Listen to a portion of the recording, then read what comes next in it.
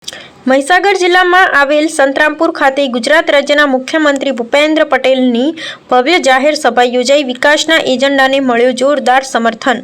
સ્થાનિક સ્વરાજ્ય ચૂંટણી 2026ને ધ્યાનમાં રાખીને સંતરામપુરના પ્રતાપપુરા વિસ્તારમાં મહાકાળી મંદિર ગ્રાઉન્ડ ખાતે ગુજરાત રાજ્યના મુખ્યમંત્રી ભૂપેન્દ્ર પટેલની ઉપસ્થિતિમાં ભવ્ય જાહેર સભાનું આયોજન કરવામાં આવ્યું હતું। આ પ્રસંગે મોટી સંખ્યામાં નાગરિકો, પક્ષના કાર્યકરો, હોદ્દેદારો અને આગેવાનો ઉત્સાહભેર હાજર રહ્યા હતા। ગુજરાત રાજ્યના મુખ્યમંત્રીએ પોતાના સંબોધનમાં રાજ્ય સરકાર દ્વારા હાથ ધરાયેલા વિકાસ કાર્યો અને જનકલ્યાણકારી યોજના અંગે વિસ્તૃત માહિતી આપી હતી। તેમણે સ્થાનિક સ્વરાજ્ય સંસ્થાઓની મહત્વપૂર્ણ ભૂમિકા પર ભાર મૂકતા આવનારી ચૂંટણીમાં વિકાસના એજન્ડાને સમર્થન આપવા માટે મતદારોને આહવાન કર્યું હતું।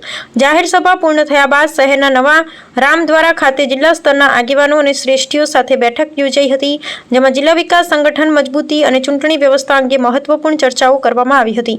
આ કાર્યક્રમ દરમિયાન સ્થાનિક નાગરિકો અને કાર્યકરોમાં ભારે ઉત્સાહ જોવા મળ્યો હતો। સમગ્ર કાર્યક્રમ માટે પોલીસ વિભાગ દ્વારા કડક અને સુવ્યવસ્થિત બંદોબસ્ત ગોઠવવામાં આવ્યો હતો।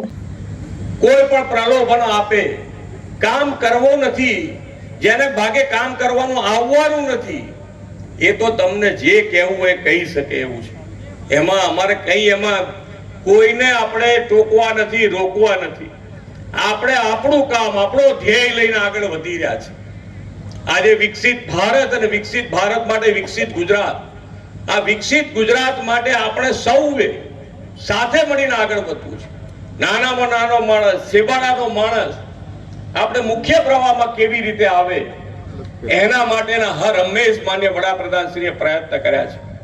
આ પ્રયત્નમાં જેને જેને મુખ્ય પ્રવાહમાં લાવવા માટે સરકારી દરેકે દરેક યોજના, જેટલી યોજના બનાવી છે એ બધી યોજનાનો લાભ તમને મળે એના માટેના સરકારે પ્રયત્નો કર્યા છે।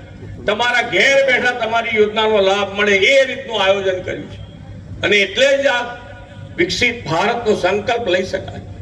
અને વિકસિત ભારતના સંકલ્પ માટે વિકસિત ગુજરાત, અને વિકસિત ગુજરાત માટે આપણે સૌએ સાથે મળીને આગળ વધવું પડશે।